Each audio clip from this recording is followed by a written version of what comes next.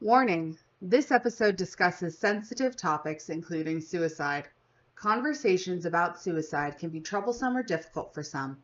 If you or someone you know is thinking about suicide, please call or text 988 to connect to the Suicide and Crisis Lifeline or reach out to any local resources you may have.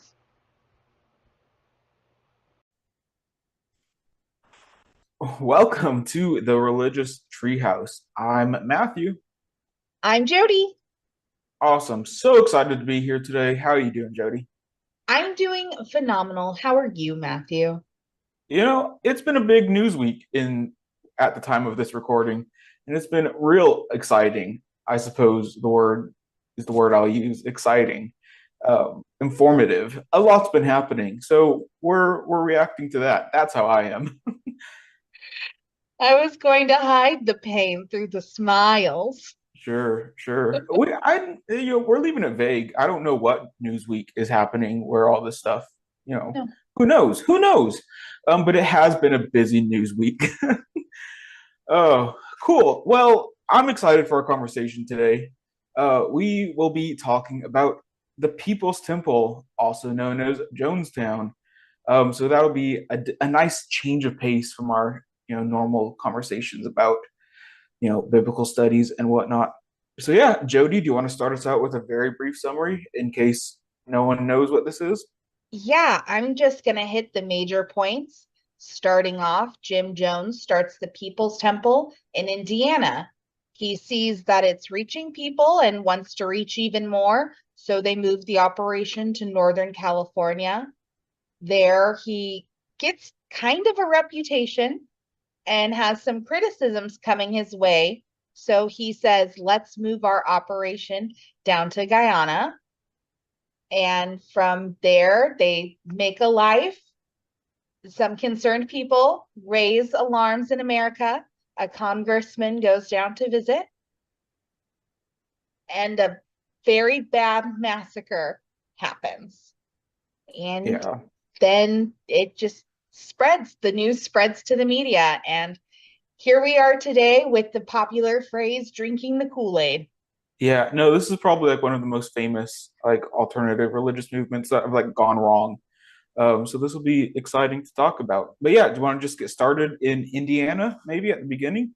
Yeah, let's start in Indiana. Marceline and Jim Jones, they start the People's Temple 2 years after they get married.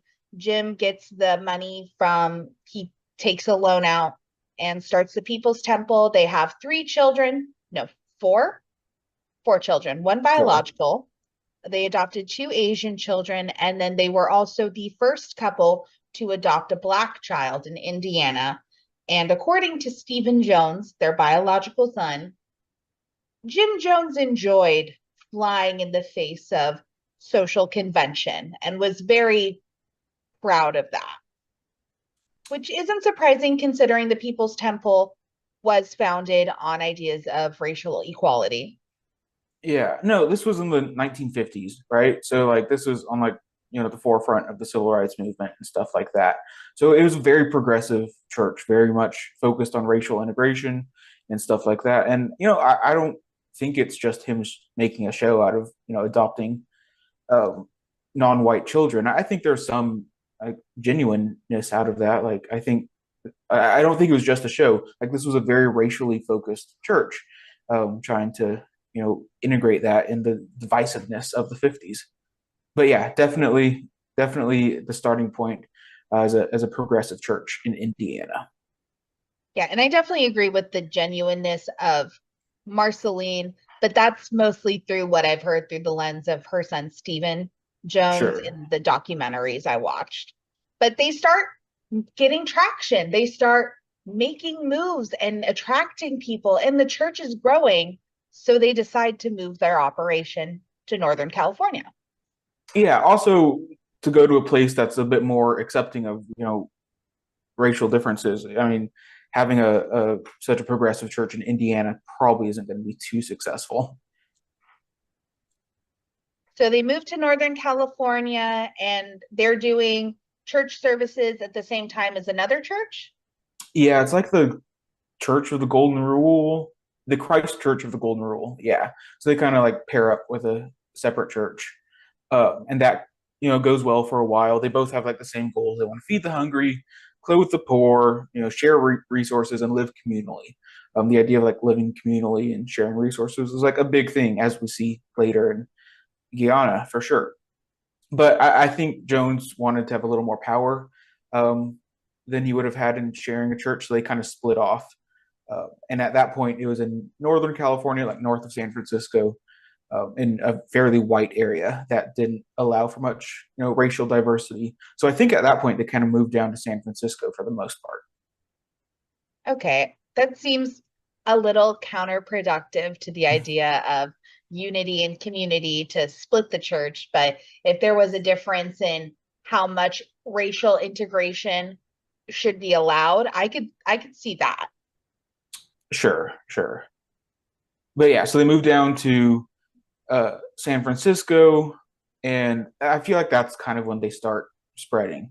They do a lot of work on, Vietnam veterans, the poor, the homeless, again, focusing on a lot of racial inequality and being voices on that front. So like it's a good message. Like they're doing good things.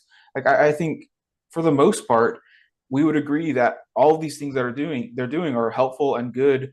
And, the standard idea of Christianity is helping the poor and stuff like that, where it diverges from a lot of mainstream Christianity, especially at this time. As I think Jones had some Marxist tendencies, especially with the communal living aspect of it. I think, if I remember correctly, the Communist Party of the U.S. said, no, Jim Jones, we disagree, we're not on the same page. But there was this idea of this, socialist, I don't know if I would say communist idea of his, but at least a socialist idea that Jones wanted to promote, in the sense that he wanted a communal living space, living together, kind of like sharing resources and stuff like that. Yeah. And parallel to this, though, Jim Jones is making some questionable decisions in his personal life and in the leadership of the church. Right. He has started to take on mistresses. His wife, Marceline, at one point finds out, is distraught, but still lets people know that she's willing to share her husband with the church. And he starts sleeping with Caroline Layton. She divorces her husband. She was married at the time their affair started. And she's not the only woman within the People's Temple leadership Jim Jones is sleeping with. Mm. And so they start to get a reputation as having a more scandalous inner circle, and it causes some division within the church. There are younger members of the congregation who write a manifest saying they wish to separate because while all of these things they're doing are well and good, they don't appreciate the sex cult type aspects of it. It said that Jim Jones would have people perform acts on each other in front of each other, that as a punishment, he would have people strip each other down. The big thing, though, for me, is that the leadership within the church did not reflect the congregation. They were so forward moving for racial equality, yet the inner circle of the People's Temple was predominantly white. Yeah. And we see that today. Like a lot of people that say like, hey, we should be racially inclusive. It's often, white people doing who are we to talk? But it's a lot of times, white people up on top trying to be racially inclusive and, maybe not reaching the standards we may want to see. But I also think this is a good point to note that a lot of the instances of these religious movements that go wrong often have this sexual component to it. A lot of times when you think of the word cult, and I think we'll talk about the connotations that has later, but when you think of the word cult, there's often and not all the time, but there's often the sense of a leader using sex as an abuse of power. And I think that's, somewhat of a common sign to see when religious movements go wrong. And having this identification with what's the one down south in Southern California? The Family, maybe. I don't know. But there's a bunch. Waco. Think about Waco, with David Koresh. Like there's a sexual element there. So a lot of these cults, if we want to use the word cult, where these religious movements go wrong, often starts to some extent with sexual abuse on the leader's part. Yeah. So that gets them some not so great press. Sure. And judgment starts coming down on Jim Jones and the People's Temple. There are news articles coming out, and he starts to fear the perception they have in California. And they had bought this land in Guyana, and it initially was presented to the member of the People's Temple as a retreat. But Jim Jones starts moving people down there as more of a permanent move for the People's Temple. You're saying that Jones presented this like to the congregation, like, hey, this is a retreat place? According to the documentaries, Okay. It was initially presented to them as a place for them to go down as a retreat to kind of refresh before continuing to do their work in society. Okay. I think I don't know, the sources I read, Rebecca Moore primarily, it seemed to be the real reason. I don't know how he presented it to his congregation, but the reason that they were looking for a land outside of the U.S. were some problems locally in the U.S. I think they denounced the Siamese Liberation Army, the SLA. So I think they had some beef with them that gave them reason to kind of get out of the area. I think they also were risking their chance of losing the tax exempt status, which again is a big deal. And then they had some other reasons, such as I think critiques and bad press to kind of like give them a reason to look for a place outside of America. I think a lot of what we see when looking at the People's Temple is a lot of conflicting stories and themes. Sure. There was a lot of conflicting information at the time, and there's still conflicting information today. Yeah. Because what we'll talk about later is that plans were made within the inner circle that did not make it to the congregation. Right. So they have this plot in Guyana. They start moving down there. Right. They started making the plot or clearing the land at least in 1974, right? So that was, and what everyone knows about the People's Temple is the massacre that happened. So this was 4 years before that, the massacre in 1978. So like this was like a project in the works.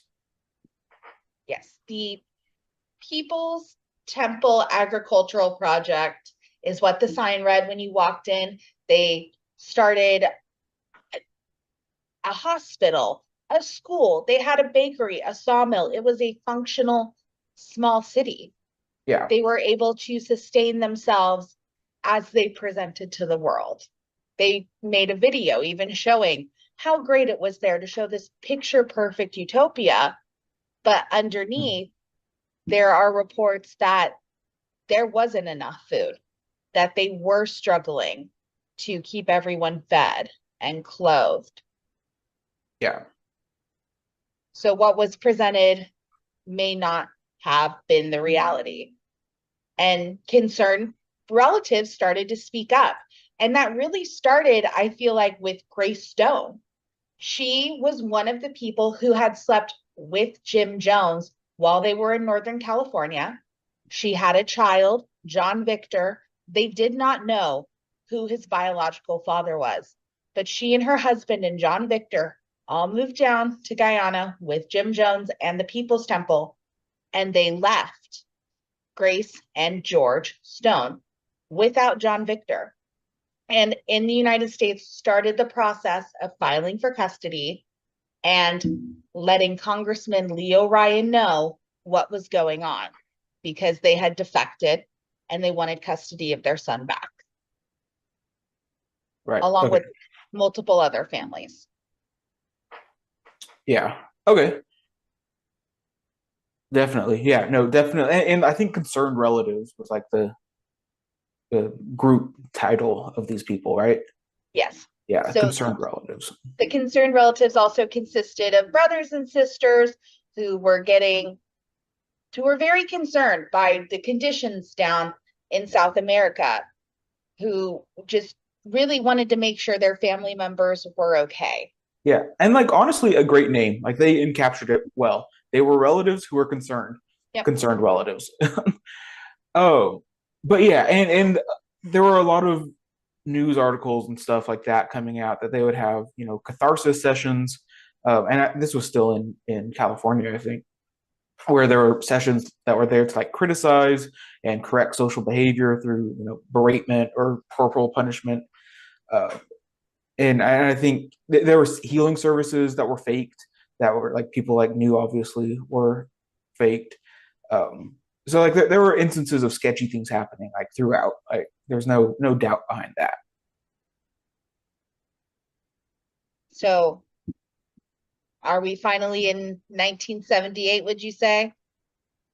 Yeah, I think we can at least go to seven. They started they all the big movement was in 77, right? Like most of them all kind of migrate in 77 until so they're there for Yeah. a solid year because And it was in even November when the all the deaths occurred. Jones didn't even get there until I think 1977. And there was a Right. time before him. And Stephen Jones, in the documentary I watched on Hulu, commented on the fact that there was a shift once his father truly started living there, that there was a shift in the temperament. There was a shift in just the way people felt. There was a different energy his dad brought about. But Yeah, until and that that makes point, sense. he reflects on it being a great community to be a part of. Yeah, yeah. No, they were like working on the land and like trying to prepare the the buildings and stuff for at least 3 years. And by the time they got there, it wasn't like fully like set up and ready yet. They weren't like expecting that mass influx of however many people there were, 900 or something like that, maybe more. Like they weren't expecting that influx yet, but like the living conditions and stuff were still like fine. Like they're good to live to like some extent. Like it was no city living, it wasn't San Francisco. They were still had acceptable good living conditions. Yeah. And then they start having people to defect. So yeah, let's stay a little bit before 1978. There were people defecting, people were trying to leave, and people were leaving, so much so that Jim Jones took people's passports Interesting. and was not going to let them leave. And that's according to Stephen Jones. Once his father arrived, he started taking people's passports. Jim Jones was addicted to phenobarbital. He was behaving differently, according to Stephen. He would get on the loudspeaker and would just be yapping at everyone, moving around at all times during the day, teaching, prophesizing, things like that. So the temperament had changed and people wanted to leave. One woman defected days before Rebecca Moore's parents went to visit. And they were also the parents of Caroline Layton, one of Jim Jones's mistresses, and Annie Moore, who was a nurse. And they went, visited. There was all these articles coming out from the defector to combat that. From what I remember, they were asked by their daughters to hold a press conference and say, we went down there. It was nice. The Moores talked highly about Jonestown. But still, you had this defectee who had just gone to the embassy saying, they're beating people. They won't let us sleep. They're doing experiments on us. They're doing these things called white knight trials, where they're telling us that we're practicing to drink poison.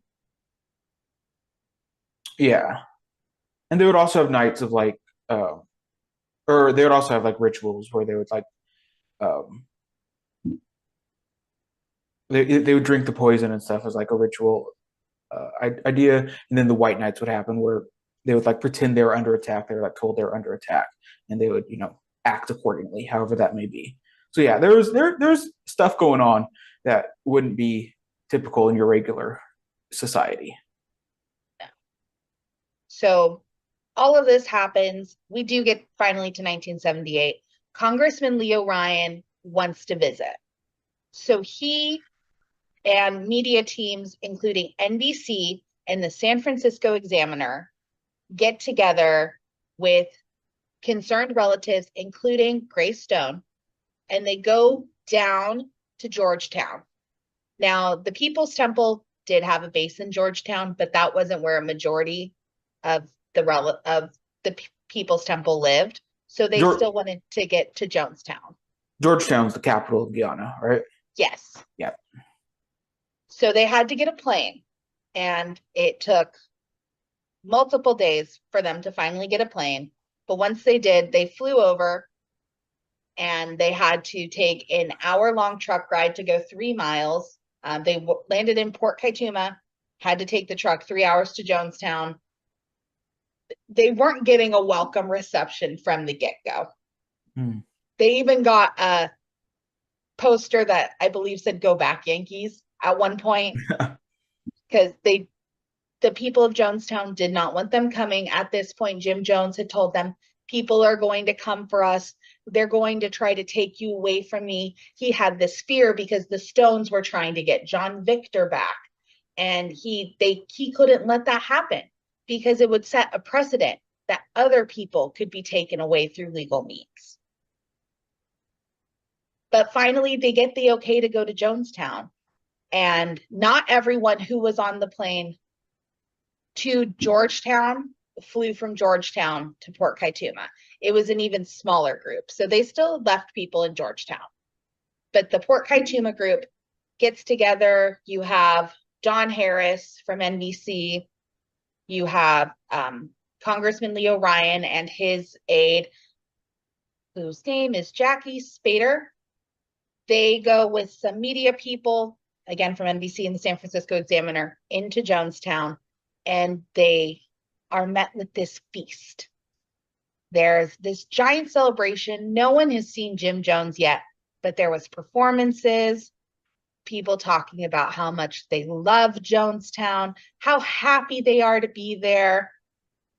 Congressman Leo Ryan gets up and gives this speech about how he's talked to people, and they seem very positive and happy about where they live. There was this giant applause, and people are smiling. Now, if you watch the documentaries, the people who were there as reporters will say they felt off. They felt this weird energy. And you can't really know if that is colored by what happened the next day. Yeah. No, I think that's a interesting comment because when I did undergrad, there was an alternative religious movement that I would visit every once in a while because I was studying religion and stuff. So I'd check them out, and like they were the nicest people I met. And they're like super nice. They're always welcoming, always happy to answer my questions. They're like super nice. And I had a pastor friend, and I said, "Hey, like, have you heard about this people?" He's like, "No," because he liked learning about that type of stuff. He liked learning about religious movements and stuff like that. But he's also a very conservative Christian. So he went down to check it out. And he's like, that is just infested with demons. I got the weirdest vibes. It was just scary. So I think a lot of the like feelings that you get when going to a place have these preconceived notions that like are the biggest part of it. Like I don't know what happened, how they actually felt, what was actually happening there. But I think is perhaps likely that they felt like stuff was off because that's what they expected to feel. That's what they were expecting to see. So they're going through this giant feast. Everything seems perfect. And finally, Jim Jones appears. And around the time that Jim Jones appears, there's also people giving notes to a reporter, which was not okay, according to survivors of the People's Temple, that they were prohibited from talking directly with them. They leave that night. They go stay in Port Kaituma. They return the next day, with the intention to take however many people want to leave. Don Harris, a reporter for NBC, actually confronts Jim Jones with the notes. And there's reports from the people who were there that day that there was a visible shift in Jim Jones's demeanor once he is confronted with these notes. And while this is happening, Jackie Spader, Congressman Leo Ryan's aide, is getting oral affidavits from people saying they wish to leave. And once Don Harris is done confronting Jim Jones, he goes over and starts talking to the people who are giving their oral affidavits saying, oh, don't leave. You're so important to me. I can't do this without you. And Jackie Spader's trying to get these oral affidavits, trying to help these people get their things together. She at one point encounters a guard in a room who seems like he's going to keep a woman from gathering her stuff. Luckily, there's no altercation. But they get 15 people together and put them in a truck. Congressman Leo Ryan says he's going to stay and wait to see if there are more people. And what they don't know is that the previous night, I should have mentioned this earlier, due to the distraction of Congressman Leo Ryan, a group of people have actually just left. 11 people just packed up. While everyone else was at this feast, they used the distraction to just leave. So that's 11 people gone. There's 15 people on the truck. Congressman Leo Ryan at the pavilion where they held their meetings. He's getting ready to see if more people want to come on the next truck, and he is attacked. The first assassination attempt happens. A man lunges at him with a knife. Someone else grabs this man's hand and stabs the attacker. And Congressman Leo Ryan comes kind of stumbling out of the pavilion, if you see it on the footage, and he gets in the truck, and their thought is, we need to go. We need to get out of there. All right. So they get to the airstrip. They're calling. I think they had a second plane already ready at this point. They're at the airstrip. Remember, it takes an hour to get from Jonestown to the airstrip. During this time, I believe it was Tim Carter who recounts Jim Jones saying, I think someone's going to do something. I think something is going to happen.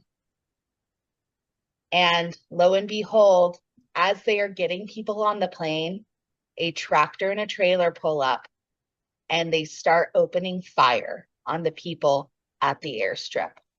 And 5 individuals are killed, including Congressman Leo Harris, not Leo Ryan. Harris, Leo Ryan, Don Harris. Trying to find our list. Yeah, it was the congressman, 3 journalists, and a member of the temple. Yeah, and a defector. So they're killed. At one point, the shooting stops. The gunmen kind of look around, and this is according to accounts from people there, and they leave. Back at the People's Temple, the gunmen return. They talk to Jim Jones, and Tim Carter is the one recounting this in the documentary. Mm-hmm. And Jim Jones calls out to everyone, the congressman is dead. At this point, it doesn't matter who shot him, and this is me paraphrasing. It doesn't matter who shot him, I might as well have. They're going to come for us. And then we get to what happens next and why it's famously known as Jonestown. They prepare or had prepared. Yeah. This was already in the wheels had already started turning on this at this point, don't you think? Yeah, no, at this point, like, they had concluded that what needed to happen was a mass suicide or something along those lines. So I think this had been prepared for some time. They were just waiting for the right time, the right moment for it to be like, okay, this is when we should do it. And after Congressman Ryan, Leo, Yeah, Leo Ryan, after he got shot and killed and all that stuff, they figured, okay, this is now the time. So chaos ensued. It all happened. They killed the children first, and once all the children died, then they uh, they drank the Kool-Aid, as the saying goes, all together. And then something like over 900 people died in total. So yeah, and that's all, and that's like what this is all known for, obviously. Yeah. So U.S. Special Services had to go out and count the bodies and identify them. And when they arrived, they noticed obviously the flavor aid mixed with cyanide, but they also noticed that there were syringes littering the tables, and people had marks and showed signs of struggling, of being held down. So what you can kind of draw, if you want to draw a conclusion from that, is that not everyone was willing. This was not a completely consensual event. Yeah, no, there's big debate on like whether this could be considered mass murder or mass suicide. Like obviously the children are murdered, like there's no question about that. And I think most of the elderly people there, who couldn't really speak for themselves, couldn't really fight for themselves, I think that's fairly often considered murder. But like for the able-bodied and able-minded people who actively chose to take their own lives, and which I think is a very large percentage of the people, is that considered murder or suicide? And I think that's part of the legacy of the People's Temple. Like what actually how do we actually classify this? Yeah, and it really, the thought of all the people who had already defected either by leaving or leaving with the congressman, you already get this sense that there was quite a few of them that did not want this, that this is not the end they saw for themselves. They were living in this beautiful utopia. They had truly beautiful ideas of racial equality and a community building that I think a lot of people could resonate with today. Yeah.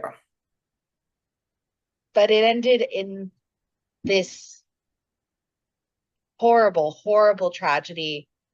And they have a mass grave up in Oakland, California.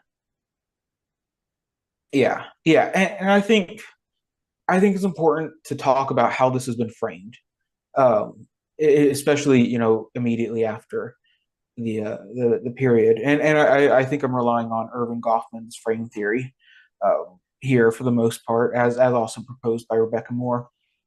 Rebecca Moore, by the way, is a professor, or she might be retired now, but she was a professor at San Diego State University, and her two sisters died in the massacre. So and I consider her to be one of the experts on Jonestown and the People's Temple. She writes about it extensively. She has a website, Alternative Views of Jonestown or something like that, which is a great resource. But using frame theory being kind of like a schemata of interpretation that allows people to identify events and stuff like that, to assign blame. So if we kind of like create these frames of interpretation, and I think there's a few important frames that we need to talk about. First off, what Rebecca Moore has called the public agent narrative. Once Congressman Leo Ryan died, it legitimized all the bad things that had been said about the People's Temple, whether justified or not. It legitimized all of the reporting that was against the temple, like this is a bad temple, which is why you don't hear often the conversation about, hey, they did a lot of good things, they did a lot of racial reconciliation work, a lot of stuff like that, because it's been framed as the way of, okay, they killed this guy and they all died as well, so it's framed as this very, very bad thing, and that's the thing that gets picked up on as legitimate. And then we also get the narrative of the members of the group, which wasn't immediately available after the massacre because most of them died. So, but like as time goes on, because this was extensively recorded, there's tons of tapes that recording all this, and letters and notes and stuff. it was promoting this countercultural idea of like communal living, and a lot of it was like positive. A lot of them were happy with it, but at the same time, with the reporters dying, it gives other reporters the incentive to depict Jonestown, the People's Temple, at its absolute worst. So because this is reporters reporting on fellow reporters dying, like they're going to report on this as if it was awful, and it was awful, but that's the only thing that they're going to focus on. So as that narrative is framed in the public mind, that's what we focus on. We focus on the worst parts of the People's Temple, and we focus on not the religious institution, not the religion. We focus on these events at the end, and we say that these events are what we think of the People's Temple now, and that's how we frame the entire situation. And there's other. What were you saying? Well, I was going to say, this is also the media, like after things like the Red Scare, like the media has a tendency to lean a certain way when reporting on things like this. Not that this is, even equivocal to the Red Scare, but the way the media frames things, there's always a tilt toward the dire. Sure. Towards the negative, I feel like. Yeah. But I also think this was, the beginning of the anti-cult narrative. Like, I think that's another way this was framed, and I think this kind of started it. Maybe earlier you get, Patty Hearst, and, the brainwashing incident with the SLA. But for the most part, I think this kind of starts the anti-cult movement. And, and then we get that with all these other cults that come around, and the media always portrays them negatively, sometimes rightfully so, sometimes not. But the idea that, especially the 90s, I think it really peaked in the 90s, the anti-cult narrative, but I think this started it. And so by framing this as cults are bad, all alternative religious movements are bad, it frames all other alternative religious movements, and it frames this one as just bad because it is a cult. By being a cult, it is bad. And then that's justified again by the what Rebecca Moore calls the apostate narrative. As the terrible news leaked, the press talked to members who left the group, and the people who left the group already had reasons to be upset at the group for whatever reason. So by using the people who were upset at the group for it just didn't work out for them, that frames the narrative in a way that this is very negative, this is very bad. And again, it focuses on, hey, how do we hate this group? How can we focus on the tragedy? And like right, part of it's rightfully so. Part of it is like, yeah, 900 people died. This is horrible. They murdered a congressman. Like, this is awful. But at the same time, you never talk about the other aspects of it. You never talk about the racial inequality, because we're focusing on that apostate narrative of the people who defected, the people who left beforehand have this very particular view. And I think Rebecca Moore does good at acknowledging that. I think Rebecca Moore, whose sisters died in that, acknowledges that there is that view that the people who left have, and she's got her view skewed because her own family died. So I think that's just, we have to be aware of how this has been framed for us and how we think about these views before we just kind of assign blame and think about how this all interworks. And like, why do we only hear about the mass killing? Why don't we hear about, like before I studied religion, before I got into religious studies, like I'd heard of Jonestown, obviously, but I couldn't have told you anything about like what they believed, what they did. Yeah, reflecting on that time when the media came in, I think about the footage of Stephen Jones getting basically interrogated. He had just found out that all these people he knew and loved and had worked to build a community with died while he was at a basketball tournament. Yeah. The way that must have shaken his world, because they weren't asking him about the people who had died, about the people he had worked with, about what loss it was for him. They were Mhm. asking him, was your father a madman? Was Yeah. this planned? Was this, and really focusing on the darkness of it. I completely agree with you. I could not have told you before watching these things what good there was. And there Yeah. was good. You can't say there wasn't any good. People aren't going to be drawn into these kind of things for pure evil. Mhm. There has to be an appeal of some sort. Yeah. Yeah. And then you get conspiracy theories that pop up from this, because it's only depicted in one way. And I don't, I think that might be part of it, because it's depicted as this horrible event. I think that gives rise to the conspiracy theory aspect of it. Like, something's off there. We're not getting the full story. So this conspiracy theorist comes in and makes up their own story. And you get crazy things with this, especially since, internet has become as widespread as it is. But I've heard some where it's the CIA who orchestrated this murder so that they could move heroin from Guyana into the United States on their dead bodies. Like, there's horrible conspiracy theories that like are attached to this, and it's so crazy how this is just framed in all these weird ways. That's disgusting, especially when you can already say so many true negative things about it. Yeah. Like, there are so many negative things that are true. That Jim Jones, like Stephen Jones, reflecting on his dad, says his dad showed these tendencies to care more about people's perception of him than he did to care about what he was actually doing.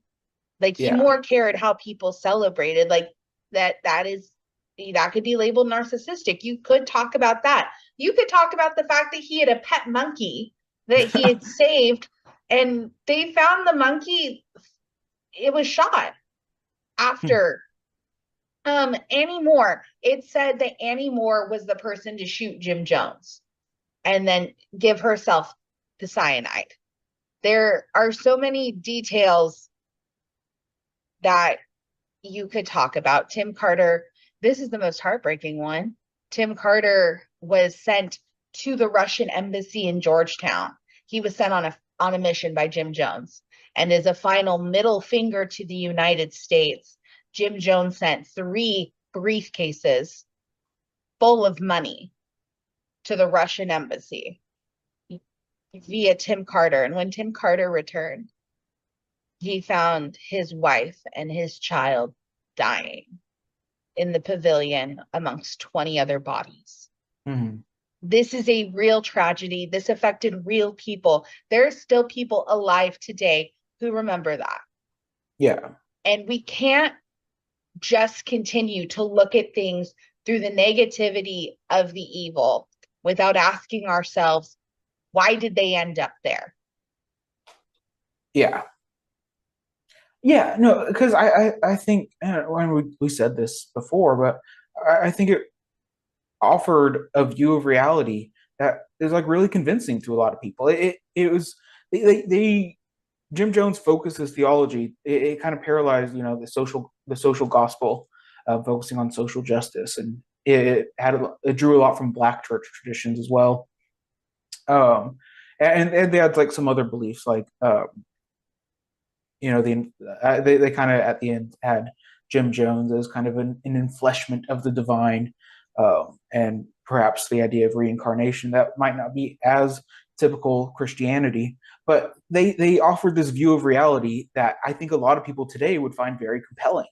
They offered this view of reality that said, "Hey, we can do something to fix the inequality. We can fix the broken. We can live together and like be happy," and offered this good view that theoretically, before all the power structures and stuff fall apart, like that is compelling. And I think a lot of people, if not most of the people in Guyana, most of the people part of the group, I think they were happy. I think they enjoyed it.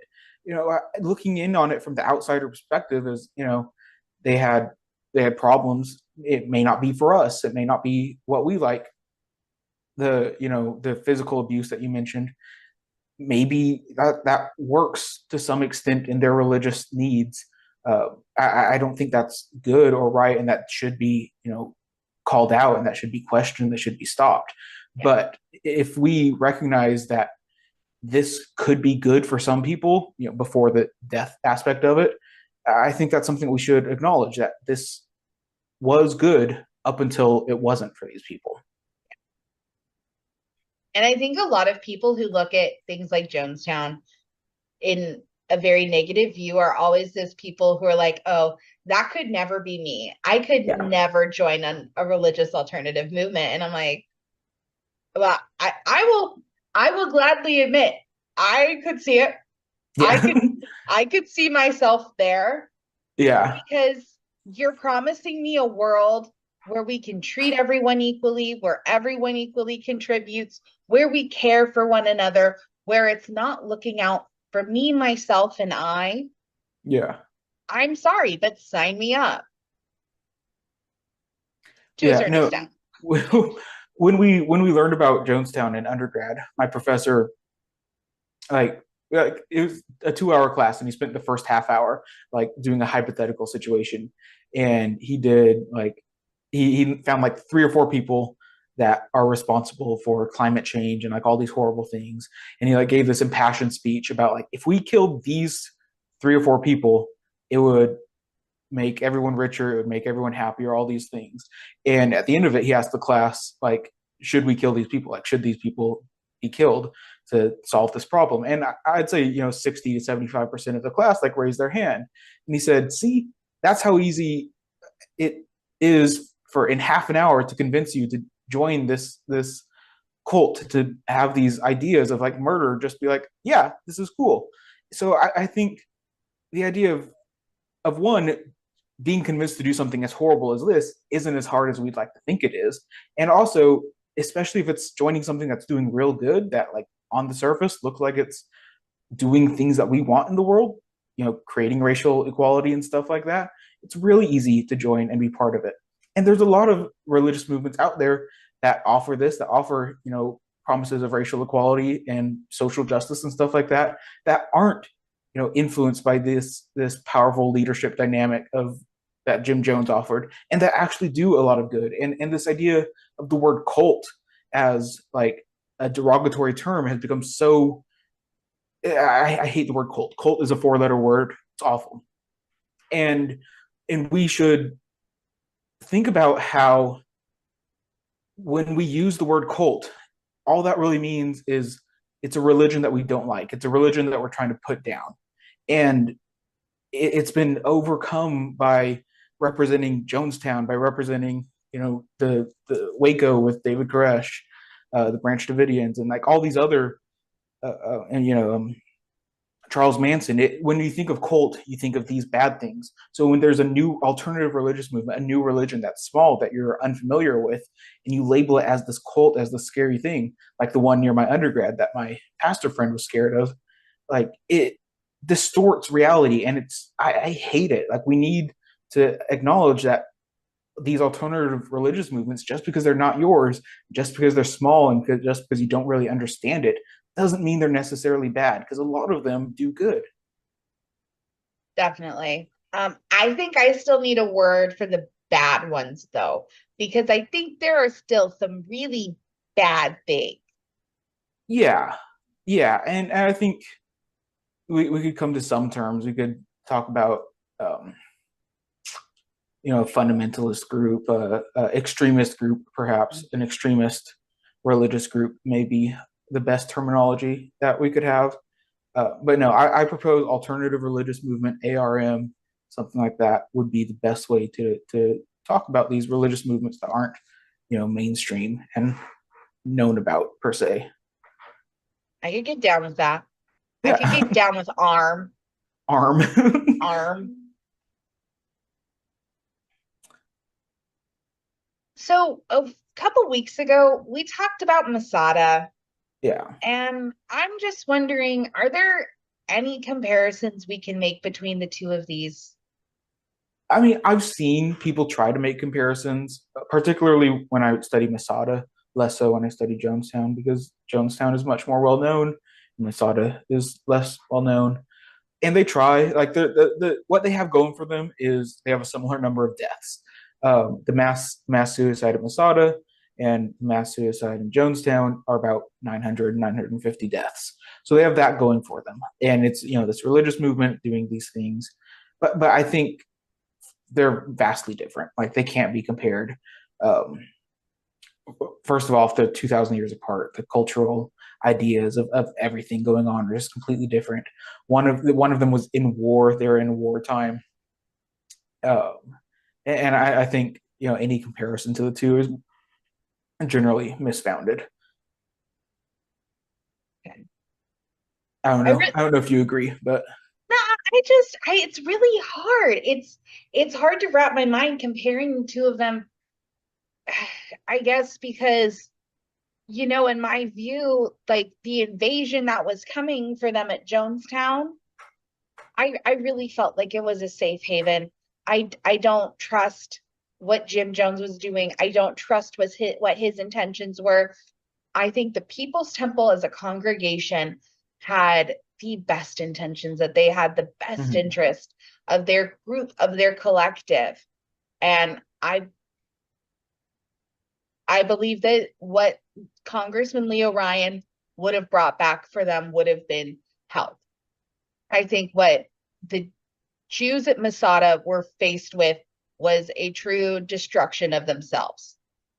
But I truly feel such disdain for Jim Jones, and that I don't want to use the term brainwashed, but that he distorted a reality, that he preached a rhetoric, that anyone who was coming for them, what was truly coming for them, because they did believe in their collective, in themselves as a collective, and that if they were coming for him, then the military was going to come for them too and kill them too. But I don't think that's true. I think that waiting on the other side for them was family members who would have loved to have them back. And I don't want to cry. Oh my gosh. I just don't think you can compare the two, because I really think what happened at Jonestown was so unnecessary and was at the sacrifice of one man's, and probably a few men, because the gunmen weren't innocent, but they were answering for the crimes of one man. Right, and that's not to say Masada was justified. I don't think death in war or in peace. I don't think either way is justified per se. But no, it's especially being much more modern, being in American culture that we're much more familiar with. It can be a lot easier to find an emotional bond to what's happening in Jonestown. No, and I think with Masada, more my thought is like the fear of the Romans. I feel that those in Masada had more of a justified fear of the Romans, and I could be wrong. Yeah, no, like that one, like as we talked about in the Masada episode, like as Josephus claims, like they did it because they had the choice between slavery or death, and they said we don't want to be slaves to the Romans, so they said this is the solution. Very very different situation, and I don't think they can be compared. No, definitely. But yeah, I think outside of that, I think if they never moved to Guyana, if they just had their collective in San Francisco or wherever it was, I think the legacy of Jonestown would be very different. I think it would be this, very progressive movement that we would consider to be highly, perhaps pushing the ideas of socialism a little more than a lot of people would like. But I think it would have this legacy of social justice, of helping the people and doing all that. But once it moved to Guyana, it really fell apart. Have you ever seen the movie Once Upon a Time in Hollywood? No. So they present this alternative to what would have happened the night the Manson family attacked and killed Sharon Tate. And they present this like just an alternative history of what could have been if they had gone into a different house, if they had gone into the house of a stepman who was able to kick their butts and take them down, and what that would have looked like. So can I give a little Once Upon a Time for the People's Temple? Sure, I suppose. I think we'll end on that, I guess. Because I think you're right. I think they would have been known for their progressive views. I think they would have had, there was that weird spotty history with the sex cult thing with Jim Jones, but maybe he would have been held accountable for things he did, and the people would have been able to flourish and have a commune, a community, and be known as those weird hippies, because that is honestly a little bit of what it is. Yeah. And it's just this, it's the hope. It's the hope that for them, that I think maybe in another universe, in another timeline, that all of those people got to see their dreams become a reality. Yeah. No, it's fun to speculate and think about that stuff. But I think that's all we have. Do you have anything else that we want to bring up before we just tears? Close it out? Just tears. Amen. All right. So yeah, thank you all for listening. If you have any questions or thoughts, please leave those in the comments or reach out to us. Follow us on all the social medias, Instagram, TikTok, Bluesky, Twitter, Facebook. I think we're on Facebook. And then, if you're watching us on YouTube, great. You can also listen to us on Spotify or Apple or Amazon or wherever you get your podcasts. But please like and subscribe. Is that something people do? Did I say that right? Yeah, like and subscribe. Like comment. And subscribe. Leave comments. If I was Great. too emotional, let me know. 5 stars or 4. I'll take 4 stars. Heck, leave a scathing review. Yeah. All right. Bye, all. Bye.